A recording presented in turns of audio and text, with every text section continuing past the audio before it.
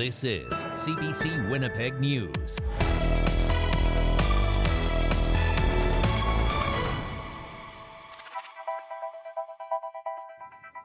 Good evening. Thank you for joining us. It has been a stressful 24 hours for people in Michilimackinac Cree Nation. A major wildfire forced thousands of them to flee the community. Recent rain has brought some relief, but officials are still watching the situation very closely. CBC's Matt Humphrey has more. A cell phone captures the scene as people race to safety. The evacuation order came late last night, giving the around 7,000 people in Michilimackinac Cree Nation only 3 hours to pack up and get out. Tina Ross made it to Thompson. She had to drop everything. Like the smoke was already spreading and the sky was going red. And those flakes are coming from far away. I had to leave my puppy at home with her pups. They were just born last week, Monday. And just thinking lots of them. Chief David Monias spent the night coordinating with residents. And just when we thought it was going to burn out, then it flared up. It had 3 fingers, and those 3 fingers eventually came together into a massive fire. And that's when we started talking about declaring a state of emergency for our people. The fire is smoldering just south of the First Nation. Provincial data shows it at around 1,300 hectares, nearly 3 times the size of Assiniboine Park. People fleeing went to the closest cities, arriving in the Paw and Thompson, while others made the more than 500-kilometer trip to Brandon and Winnipeg. It was bumper to bumper as people fled, many sharing images on social media and many urging people in nearby communities to open space in their homes if they can. Kevin Carlson is with Manitoba, Kuwaitanawi, Okamakinak. He's helping organize an ad hoc shelter. People are excited and ready to go home, and certainly we're making sure that as long as they don't have an underlying medical condition where smoke might impact their ability to have a quality of life at home right now, that they at least get some rest before they make that 4 to 5 hour drive back home. It's raining, it's pouring. With the rain last night and firefighters working around the clock, there's now more smoke than flame, and people are expected to trickle home over the next few days. Matt Humphrey, CBC News, Winnipeg. A Winnipeg man credits the Bruce Oak Recovery Centre with saving his life after he'd battled addiction for more than 15 years. The centre, which celebrates its 2-year anniversary this week, has become a beacon of hope for dozens of men looking to get clean and sober. CBC's Brittany Greenslade shares one man's journey. Big hit. Just 18 months ago, Shane Sturby Highfield was homeless, unemployed, and struggling with a deep drug and alcohol addiction. There were many days he didn't think he was going to make it. The hope is gone pretty quickly and the lights are fizzling out, right? And I knew all that was left for me was jail or death. The 36-year-old has wrestled with addiction since he was 15. Over the years, he tried to get sober twice, entering treatment programs, but nothing stuck. I tried to take my life on a couple occasions. The hope runs out, support systems run out. You end up alone pretty quickly. He ended up selling his house and spending the money to feed his addiction. He lost his son, his family, and all his savings. I was defeated. I was exhausted. I missed my son, I missed my family. After spending a desperate 5 days at the Main Street Project in detox, he was given a lifeline. He was admitted into the Bruce Oak Recovery Centre's treatment program in December 2021. He spent the next 8 months getting clean and starting over. On June 3rd, it'll be 18 months of recovery for myself, which is the longest I've ever had since I was 15. Sturby Highfield is one of 179 graduates of the program since the centre opened 2 years ago. The 50-bed nonprofit has a wait list of nearly 200 others trying to get in. We're able to work with you on all those social determinants of health, all the goal areas of your life, your justice involvement, financials, your school, your work, your housing, all those key pieces that we know are important for health for anyone. It's a 16-week program, but there's no discharge date. People leave when they're ready. For some, that can be months later, and no one is turned away for an inability to pay. we've had people that were on our wait list that had to remortgage their house to get into treatment centers. So this is not okay. We believe that, substance use health and treatment should be available to everyone. Executive Director Greg Kylo says its program is proving successful. 13% of men who come for treatment have a job when they get here, and roughly only a quarter have housing. But 1 year after treatment, those numbers skyrocket. 83% have jobs and 97% have stable housing. Hey, bud. Graduate Sturby Highfield has both. And now, once again, he also has his son. Brittany Greenslade, CBC News, Winnipeg. We're learning new details tonight about a police raid last week at a magic mushroom dispensary in Osborne Village. 2 people are facing drug trafficking charges, and now police have a warning for anyone who may have purchased products from the store. CBC's Emily Brass explains. Police say they seized about 3/4 of a kilo of magic mushrooms, or psilocybin, when they raided Magic Mush last Friday, as well as an undisclosed amount of edibles and capsules. Investigators put the value of those products at roughly $10,000, but they also intercepted several boxes being sent to a home on Waterfront Drive containing over 30 pounds of mushrooms. That address was also raided by police. Other items seized include a Mercedes-Benz sports car and about $16,000 in cash. They arrested a man and a woman, both 37 years old, and charged them with trafficking and possession of property obtained by crime. Other employees involved in the operation were not charged. Inspector Elton Hall says one of those workers was packaging mushrooms in unsanitary conditions. Psilocybin was being placed onto the dirty floor and weighed beside the rubbish pile before being packaged. The janitor, who was packaging the psilocybin, did not wear gloves or a mask and did not have a clean surface to package the drugs. Hall urged people to be careful since there's no quality control like there is with the now legal cannabis market. The owner's lawyer said last week they knew they were taking a risk opening the store, but said they wanted to challenge the laws on psilocybin, much like cannabis dispensaries had done before that was legalized. Hall says they shut those operations down too. Although I believe there is merit to decriminalization and I support that initiative, we need to be clear that decriminalization and drug trafficking are not one and the same. This is not a gray market. This is, by definition, the black market. Hall says they decided to raid after the owner's lawyer spoke to the media. Police say close to 200 customers passed through the doors on Friday, and none of them were ID'd, so some of them may have been minors. None of the allegations have been proven in court. Emily Brass, CBC News, Winnipeg. A 23-year-old man from Brandon is accused of giving a 15-year-old girl meth and sexually assaulting her. Brandon police say they were called on Sunday after the girl's parents took her to the hospital to be treated. They say the man and girl had been talking on Snapchat for 18 months, and she'd gone to his home multiple times. The accused faces 5 charges, including sexual assault and luring. He's expected to appear in court in July.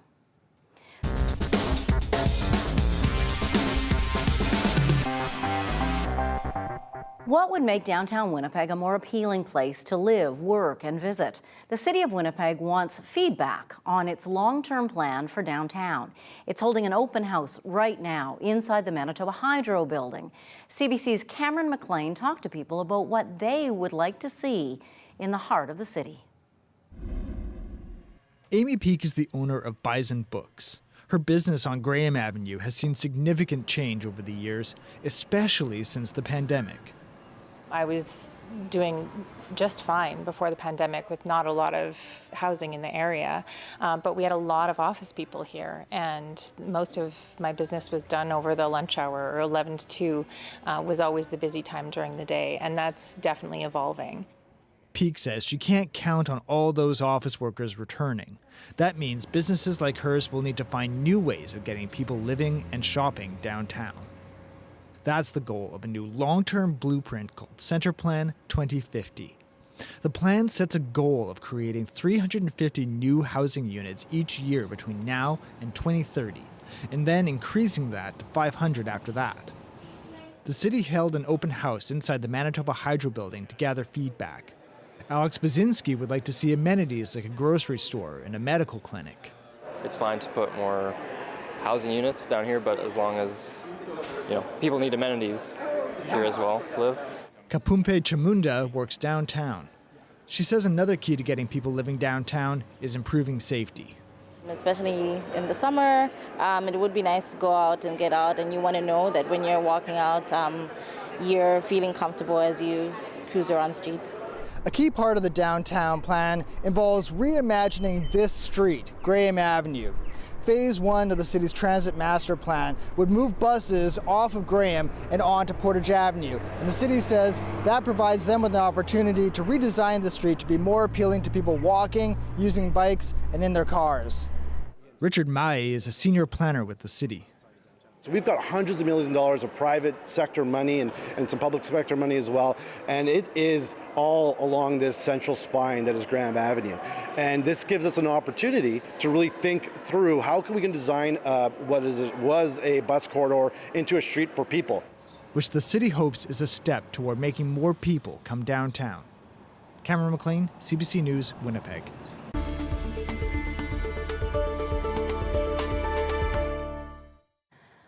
A leaked recording from a private Tory event has the NDP questioning the government's views on public education.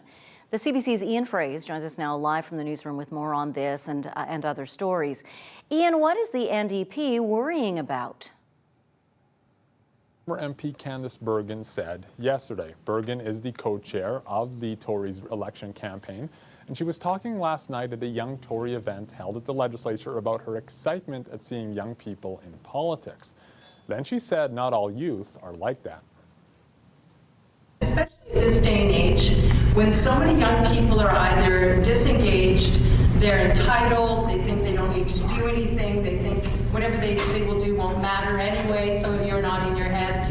You've been, many, not you, but many young people have been brainwashed, frankly, whether it's at university or even as children at school. It's a challenge. In Ukraine, The NDP did not like the suggestion that youth are being brainwashed. To me, this is an attack on our public school system. It's an attack on educators, and we all need to be extremely concerned about this. We should be celebrating young people that are taking this initiative, and I want to thank them for coming and joining and have the conversation about politics. What is shocking is that the opposition would say this is a bad thing. Yeah. We've asked what Bergen meant when she was talking about youth being brainwashed, but we haven't heard back. She did say in a statement that she's happy young people are getting engaged politically, knowing they could receive negativity from others. Now, Ian, earlier this week, the government announced funding for gender-affirming care. We talked about it on this program Tuesday. It came up today that the government website no longer mentions this funding at all. Why is that? Yeah, Janet, that answer isn't clear to us yet. The government says it removed the mention of funding from the website since it concerns work that's already underway. But this funding seems new. It's $500,000 to cut wait lists for people seeking gender-affirming care, like surgeries. The NDP says the government is sending a message by deleting this information that other types of healthcare are more important than this. It's really concerning that they would share this information in some form of a release and then deny it exists altogether. It sends a very unnerving message to Manitobans across the province who depend on gender-affirming healthcare. We have asked the province to give us some more details. We're still waiting. Janet. Thank you very much, Ian. CBC's Ian Fraze reporting live from the newsroom tonight. A pilot program to help victims of domestic incidents is becoming permanent. Justice Minister Kelvin Gertsen says this program began in 2021. It saw staff from Victim Services working at Winnipeg Police Headquarters to better deal with domestic calls. The aim of the program was to improve and speed up response to non-violent, low-risk calls. The Justice Minister says having 3 Victims Services staff there means police didn't have to go where they were not needed. I think it's really, really important that that collaboration is happening for there were years when people would complain about sort of silos at times between government or between police agencies and government or between police agencies and themselves. And I think some of those silos are being broken down, and I think that that's going to yield a lot of results. Police receive 12,000 calls annually about domestic incidents that are non-criminal, non-violent. This joint team responds to about 700 of these calls in a year. The Prime Minister was at the University of Winnipeg last night for a town hall meeting. Justin Trudeau took questions on a wide range of topics from healthcare to residential schools. Trudeau called out some parts of the country for not implementing supervised consumption sites and spoke out about provinces with what he called less than compassionate strategies on homelessness. He also weighed in on recent calls to remove some books from libraries in Brandon. And I would love to tell you that no Canadian government would ever let that happen.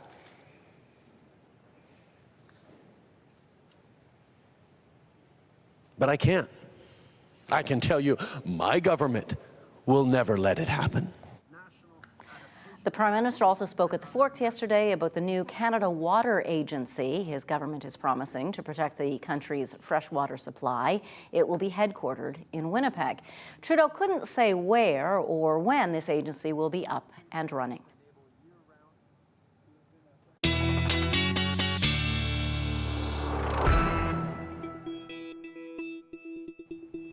Meteorologist John Sauder joins us now. We have some watches and warnings in place. Yeah, we sure do. And one of them is for heat. Now, we did get to 30.6 today. That, Janet, is the warmest temperature we've seen since September 12th, 2022. So quite a long time, yeah. And that kind of heat and the wind is going to continue. So let's go through the warnings here for you. We do have this weather alert, a heat warning for most of southern Manitoba, parts of northwestern Ontario. This is the area you see shaded in red. And then later this afternoon, what popped up was a severe thunderstorm watch in effect for areas west of Brandon. So Verdon, Roblin, Russell, up through the Riding Mountain area, so Wasagaming, Dauphin. And yeah, we are seeing some storms with lightning in that area. And I will show you the radar in a second. Right now, we're at 30 degrees, south winds 33 gusting to 52. A lot of this isn't going to change over the next few days. We are still going to be in the 30s for Friday, Saturday, Sunday, and likely those winds will still be southerly and still very strong. And I'll explain that in a few minutes as well. So here's the action that we're seeing. You can sort of see a line here that stretches up into northern Manitoba. This has rain in it across the north and hopefully right in that Cross Lake area where we do need the rain with that fire that is burning in that area. Although winds are going to be south or southwest continuing. But when you look at this area just around Swan River earlier today and now right around Winnipeg, we've got a line of, well, non-severe storms so far, but the watch is there because there's potential for these to have gusts over 100 kilometers per hour and quarter-sized hail. So just around Russell and Rossburn, we're seeing some storm activity. And Sonia, you're in Rossburn. Stay in tonight until things calm down, okay? And then if we go back into Saskatchewan, we've got some more storms forming up around Moosomin, which will drift across the border into Manitoba, and plenty of action farther to the west. So yes, a lot of this moving into western Manitoba along this line. This is a bit of a surface trough here, giving rain to northern Manitoba. Notice how all this stays to the north and west, and we're nice and clear here in the southeast. That's because there's a massive, very strong high pressure setting up over Ontario. And it's a blocking pattern that I'm going to explain, but as we go through time, you see a lot of this weather tries to make it farther east into the Red River Valley, but doesn't quite get there. Could see more showers around Dauphin, Swan River, maybe even Brandon later tomorrow. And I think there's a chance, a slight chance overnight Friday into Saturday for us to see some showers here. But this high pressure continues to be very strong and continues to push that weather back to the north and to the east. So cottage countries to the east of the Red River Valley staying in the clear as we head through into this next weekend. So the pattern that I'm talking about is called a Rex block. We have a high pressure system over Ontario. It's being blocked by this low, which over the coming days is going to continue to be very strong and push this high pressure back over Ontario. And with the clockwise circulation, we have southerly winds that stay strong because of this system out to the west. And it's kind of a squeeze play. It's kind of like squeezing wind in between the tall buildings at Portage and Main. So that's why the winds are strong. So winds will stay strong through the night tonight. Tomorrow they settle a little bit, but Friday afternoon we're right back into velocities that are around 50 or 60 kilometers per hour. The low tonight, only 18. Tomorrow, another day up around 31 with afternoon winds out of the south gusting to 60. And then as we head into the long range, that kind of weather continues right through the weekend. We do have a chance for a storm or two early next week, Janet, which would be widely scattered. So I'll keep watching that system as well. Not a good time for outdoor painting. All the wind and then maybe some rain. Not good, no. Thanks very much, John. We'll check in with you a little later. Coming up, we bring you an update on the wildfires in Alberta. Some evacuation orders have been lifted. Alas, not everyone's going home. We'll bring you the latest after the break. You're watching CBC Winnipeg News.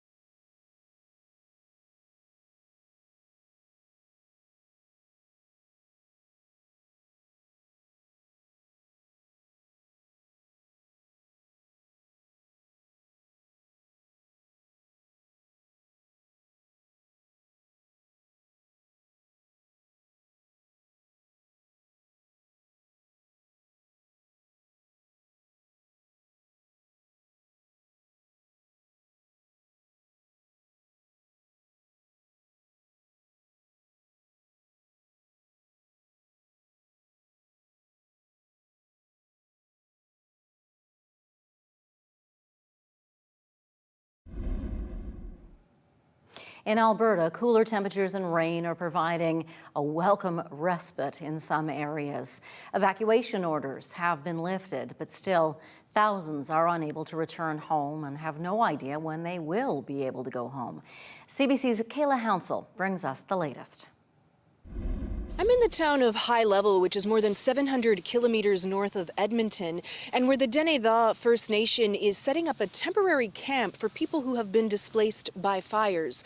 One of its communities, Chate, was evacuated as fire approached almost 2 weeks ago now, and that left them trying to find places for almost 800 people to live. Hotels here in High Level were already full and still are because other communities evacuated before them. So now they're setting up trailers here at this site behind me for around 400 people to live because they still don't know when they'll be able to return home. And they also know this is just the beginning of wildfire season here in Alberta. In the meantime, many are being forced to live in tents because there's just nowhere else to go. It hurts to see Canada and Alberta going to flames, you know. It hurts so much to see that, and it's crazy to see stuff like that everywhere. But all you have to do is just pray. Just keep praying as much as you can. And the First Nation is also setting up a temporary mental health facility near its band office. People here have experienced so much trauma. This is the 5th time they have been forced to leave their homes in the past 6 years due to wildfires and floods. The new facility will be funded by the federal government, as will the mental health clinicians being brought in to staff it. And crews here have been working on clearing the land since last Friday. They hope to have those temporary structures up within 3 weeks, and that is help people here say is desperately needed. Kayla Hounsell, CBC News, High Level, Alberta. A man described as one of the key figures behind the riot at the U.S. Capitol in January of 2021 has been given a lengthy prison term. Stewart Rhodes is the founder of a far-right group called the Oath Keepers Militia. Today, a judge rejected Rhodes' claim he was a political prisoner and sentenced him to 18 years. Nick Harper has more. The prosecution had asked for a 25-year sentence, so slightly less than they had hoped for, but 18 years is a very significant stretch, and it is the most significant sentence given out so far for the more than 1,000 people who have been convicted and sentenced for their crimes on January the 6th. Stewart Rhodes at sentencing showed no remorse. He instead said that he was a political prisoner, and he said that he continued to support Donald Trump. The judge said that Stewart Rhodes presents an ongoing threat to the very fabric of US democracy, and that he wanted democracy in this country to devolve into violence. The judge also warned that Stewart Rhodes, when he's released, could try something like this again. Now, he turned up to the Capitol building on January the 6th dressed in military-style fatigues. Interesting to note, he didn't actually enter the Capitol building, but the prosecution showed that he was very much in charge of the situation, that he was marshalling the troops in constant contact with various teams of Oath Keepers around and inside the Capitol building during the course of the day. He also positioned an arsenal of weapons at various hotels in the local area. Those weapons were never actually brought down to the scene, but they were there and they were ready. He was even recorded in the days and weeks after the attack on the Capitol saying that the Oath Keepers should have brought rifles to the Capitol. Now, his defence team tried to portray him as a man there who was acting as a bodyguard to various Republican VIPs, also saying that there were no messages from the Oath Keepers showing their plan of attack or what they intended to do. However, the judge and the prosecution didn't feel this was the case, so a very significant sentence for Stewart Rhodes, one that the judge said he hopes would deter other people from carrying out similar type attacks in the future. Nick Harper for CBC News, Washington. A car crashed into the gates outside the British Prime Minister's residence today. A suspect is now in custody. Now, reports say the car was traveling at low speed. The gate at number 10 Downing Street showed no serious damage. No injuries were reported. The incident set off a rapid security response, however. Authorities now say counter-terrorism officers are not part of the investigation. Still, a man was arrested on suspicion of dangerous driving and criminal damage. Russia's mercenary group Wagner says it is handing over control of Bakhmut to the Russian military. The eastern Ukrainian city has seen months of fierce fighting during the Russian invasion. This comes as Russia faces a renewed counteroffensive from Ukraine. Abby Dawson reports. Days after claiming victory in the bombed-out eastern Ukrainian city of Bakhmut, the head of the Wagner group says his fighters are leaving and handing over positions to the Russian military. This claim cannot be independently verified. Yevgeny Prigozhin says this handover will be complete by June 1st. But if the military are in a tough situation, of course, we are leaving those who played a crucial part in capturing Bakhmut. The Russian Defense Ministry has not yet commented on his announcement, but Ukraine's Deputy Defense Minister now says Bakhmut has not fallen, that Ukrainian forces still have a foothold in the outskirts of the city. The fight for Bakhmut has been lengthy and bloody, even though military analysts have said it holds no tactical value, but may perhaps now help the Kremlin push a narrative of victory to the Russian people. Throughout the roughly 9 months long battle for the city, Prigozhin has repeatedly and publicly criticized the Russian Defense Ministry for what he called a lack of support and a lack of ammunition. Yesterday, he said 20,000 of his fighters had been killed in their efforts to seize Bakhmut. He also warned that Moscow was at risk of losing the war and potentially faced a new revolution inside Russia. Abby Dawson, CBC News, London. Here at home, months of high consumer prices and high interest rates have been a recipe for driving up personal debt.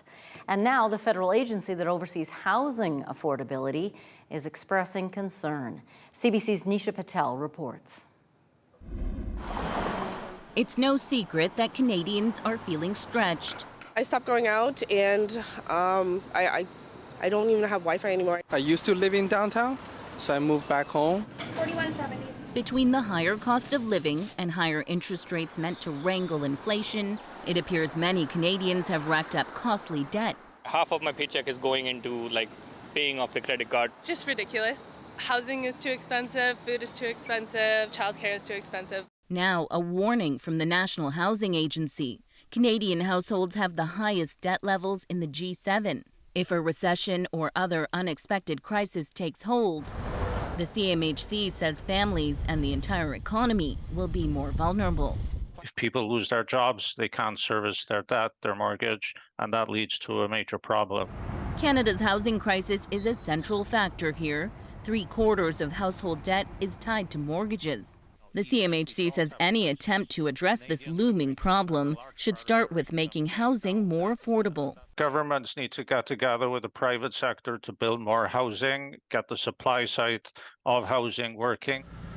Still, it's also a call to Canadians to get their debt levels under control. But it's a difficult task for those who can barely afford the necessities. If you've renewed your mortgage at any point in the last year, your housing costs are a lot higher, transportation is higher, so it's all of those expenses going up far faster than income. This bankruptcy advisor says it's been his busiest month in years, a troubling trend that may be tough to turn around.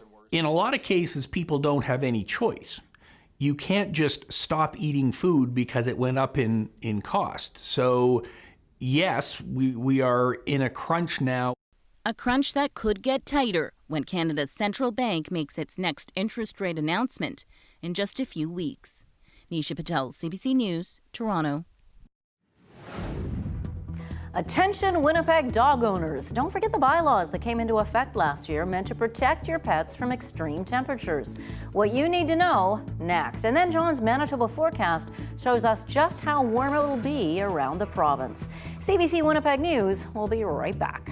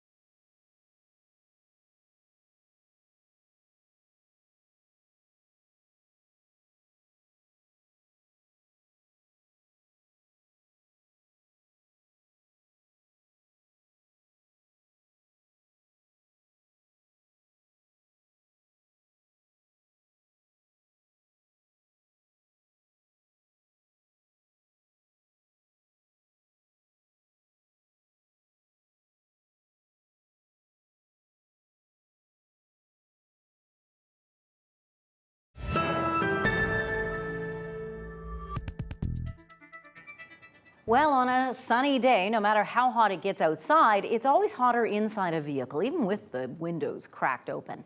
The general manager of the City of Winnipeg Animal Services took time away from his holidays yesterday to remind us of the relatively new rules meant to keep pets safe. Leland Gordon joins us now from inside his vehicle. Leland, how much warmer is it where you are than it is outdoors? It's about 5 degrees more than it is right now in the vehicle. You know, I feel hot. I know it's 19 degrees out in Winnipeg. Inside the vehicle, it feels about 25, 26. So yeah, definitely uncomfortable. Now, if you think about it on a day like this, 19 degrees is not that warm. But just imagine when the temperature starts creeping up outside, how much hotter it gets inside a vehicle. And I think we know this because vehicles act like greenhouses. So usually when you're inside your vehicle, it's definitely warmer than it is outside. The City of Winnipeg actually recently passed, a few months ago, new bylaws about leaving pets in vehicles. What do they prohibit? So that was passed actually back in 2022.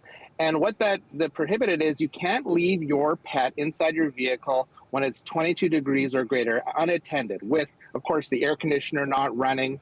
And you also can't do it when it's colder than minus 10 degrees outside. The reason we've done that is really to not place people's pets in at-risk situations. I think people know you'll go to a mall in the summer and there's nothing more frustrating when you see somebody who's left their dog inside a vehicle and they might have the windows cracked a few inches, but we all know that the vehicle gets incredibly hot even with those windows cracked. So City of Winnipeg Council and our mayor at the time was very progressive and instituted that restriction in regard to vehicles and the temperature outside being 22 degrees or higher. And how do we prevent this? If you don't want to get a ticket, leave your pets at home if you're going shopping, or closely monitor your pets with the vehicle running, of course, with air conditioning. What should you do if you see an animal left inside a vehicle that's clearly in distress? So first thing you do, real quick, document it. Take pictures, videos of the car, the dog in the car, and the license plate. Then if that dog looks like it's dropping, like it's going to die in a matter of short time, that's where you want to call 911 to get a very quick response. If the dog doesn't seem in distress, we don't want it to get in distress. But if it's not in distress yet, you're looking at a dog, it's just in a hot car, of course, document that, pictures, videos, license plate, vehicle, all that kind of stuff. But then what you're going to do is kind of check the nearby area, go into nearby businesses, see if the owner of the vehicle is nearby. Get that person to come up, maybe have a business make an announcement on their PA system to try and help that dog. But if you have no luck and the dog's just sitting there or other companion animals just sitting there, what you're going to do is you're going to contact our friends at the Winnipeg Humane Society for a response. Our friends at the Winnipeg Fire and Paramedic Service will also do a response if the Humane Society is not available. There's a whole flow that everybody goes through, but you want to document it, and then you want to do as much as you can to help that animal. In regard to those pictures and videos that you've taken, you've documented what you've seen, and you want to get those to animal services. And the easiest way to do that is through our friends at 311. You can email them to 311, and then we can look at that evidence for possible ticketing in the future. What are the rules surrounding cycling with your dog attached to your bike and running with you? Very similar. That also was passed by council last year, and there's nothing more frustrating. You're out, you see a dog, and it's 30 degrees out, let's say, and you see somebody's biking with their dog. The dog is trailing 2 or 3 feet behind them because the dog has had enough. And so it's very similar. 22 degrees or greater, don't go biking with your dog. And the reason is you can put that dog at distress. The dog's paws can actually burn on hot pavements. And so we encourage people, there are a handful of people that like to bike with their dogs. Do it in the early mornings or late at night when it's cooler so you don't place your dog at risk. Leland Gordon, General Manager of the City of Winnipeg Animal Services, thank you for your time today. Thanks for having me.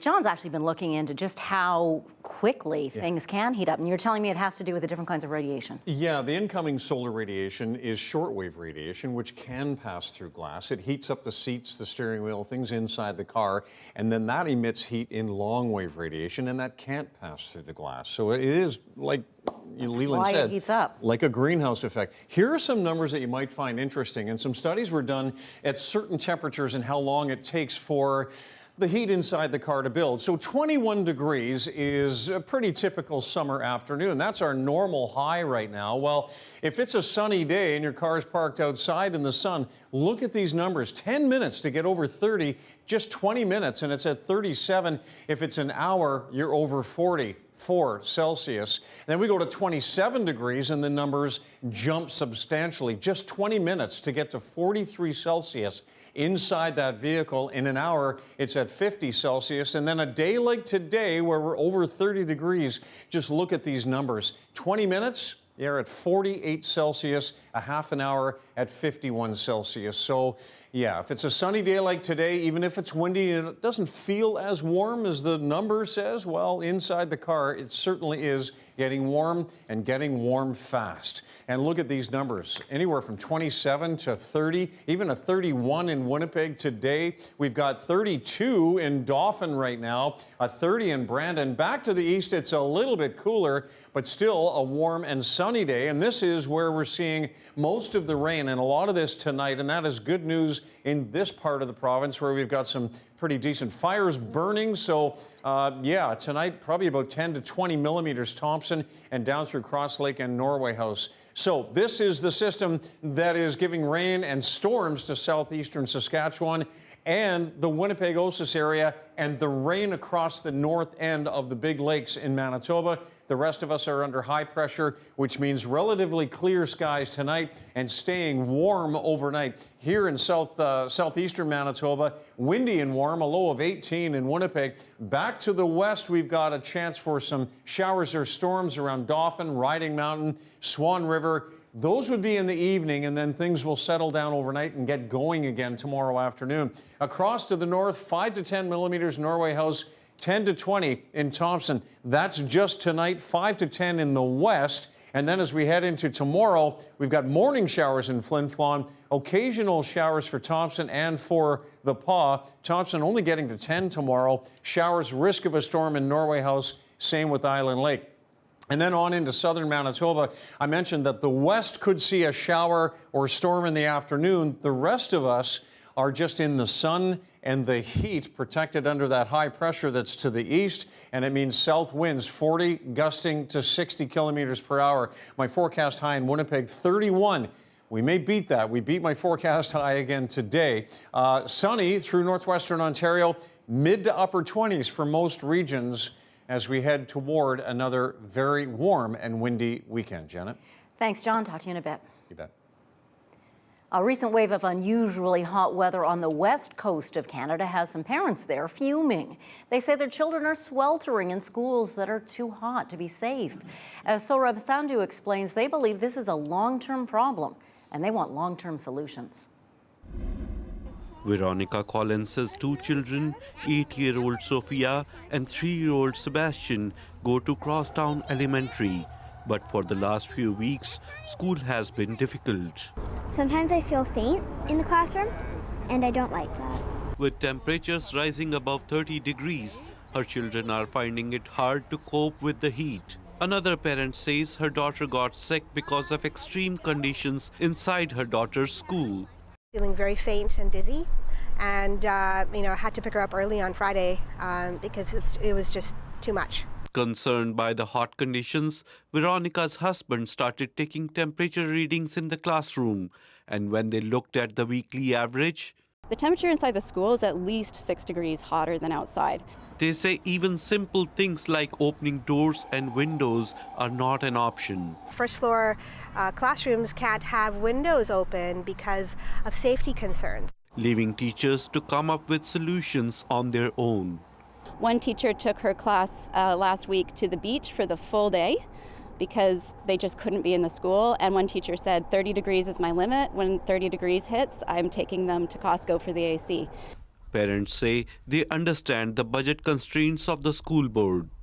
but insist a long-term solution is needed, given the longer and hotter heat waves in recent years. In a written statement, the Vancouver School Board says schools are working to keep learning conditions comfortable through fluctuating temperatures. This includes controlling the amount of sunlight, where possibly by closing blinds, opening windows and doors to improve air circulation, and taking part in outdoor learning in shades where possible. Classes may conduct activities in larger open spaces such as cafeterias, gymnasiums, or cooler locations within the school. The province says newer schools would be built with air conditioning, but decisions around cooling systems in older buildings are up to individual school boards. Obviously, schools going forward will probably have AC, but that does not account for all of the schools, many of them in vulnerable neighborhoods, that have no solution right now. And yet, they're holding out hope something can be done before conditions get even hotter. Saurabh Sandhu, CBC News, Vancouver. Well, with all this heat, grilling season is certainly here. We're going to talk about barbecue safety after the break. You're watching CBC Winnipeg News.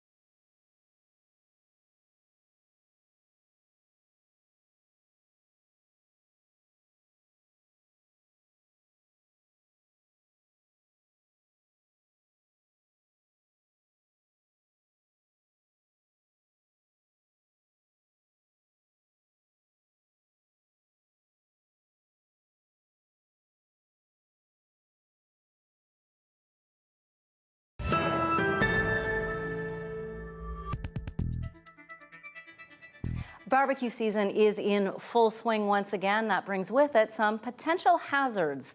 The Winnipeg Fire Paramedic Service has some tips and some concerns to share. Let's check in now with Assistant Chief Scott Wilkinson. Thanks for joining us, sir. No problem. What is your main concern about barbecuing? Well, I mean, barbecuing is fantastic. I barbecue frequently myself, but one of the key issues is to make sure that those barbecues are always being monitored while in use. Never walk away from a barbecue in operation because, like any other fuel burning appliance, accidents can certainly happen. How often do you hear of fires or burns because of barbecuing? It is a fairly regular occurrence, especially during the summer season. I mean, I recollect many, many years ago, one of the first fires I went to was actually a barbecue fire that got out of control and extended to a house. So it does occur with some frequency, and not a lot, but to the point where people just have to be very aware of making sure the barbecues are in good working order and service properly and monitor them carefully. It is one of those things that we get so used to doing. You know, oh, barbecuing, that's normal. It's like turning on the stove or using the toaster. I suppose we can take it for granted. Exactly. I mean, in most people's homes, in multi-residential occupancies like apartment buildings, people need to be aware of whether barbecuing on balconies or patios is allowed, because it varies by each type of property or building arrangement. With personal homes and single-family homes, so you can certainly barbecue, but you should never have a barbecue up against the side of the house because of the risk of fire spread. And again, the main message is ensure they're properly serviced and tanks are filled properly, and you take caution while lighting it to avoid burns, and most importantly, that it's continually monitored while in use. How far away from your home or from a flammable surface should a barbecue be? Well, we generally recommend at least a couple of meters, if possible, away from the side of the building. And these days, depending on the side of the building, some buildings have siding or other surface finishings that can extend the fire quite quickly. For the most part, it's totally safe as long as you're monitoring the barbecue while it's in use, but it is a fuel burning appliance, and anytime we're burning fuels, there's always a risk of fuel leaks or others that can extend to the unit itself and then spread. If you did notice a fire, something has gone wrong, what do you do first? Number one thing always for us is always, if you have a fire, before you start evaluating how bad it is, call 911. I mean, if our crews are on the road, they're going to be there much faster to assist you. And if it turns into nothing, that's not a problem. But if you feel that the fire is extended outside of where it should be or is not burning properly, and there's a risk of fire spread, always call 911, close the lid, but do not attempt to move a barbecue that's on fire, because you risk injury to yourself. Obviously, you may use a fire extinguisher if you have one that you should accessible, but the number one thing is call 911 and initiate our response immediately. Assistant Chief Scott Wilkinson, thank you so much. Thank you. Have a great night. Lots of barbecuing weather coming our way, but do be careful with everything. John's 7-day forecast and your daily lift are still to come tonight. You're watching CBC Winnipeg News.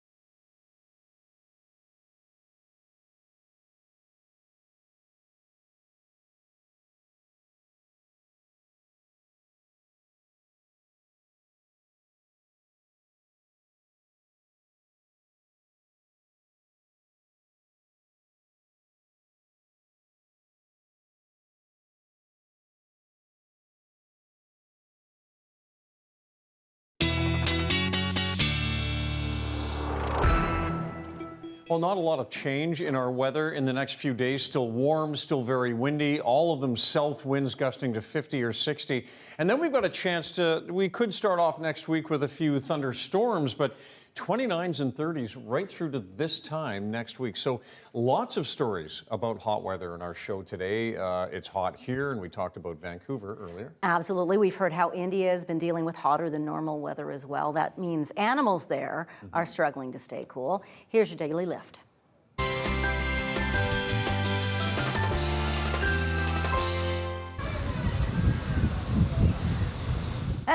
You just know that feels good.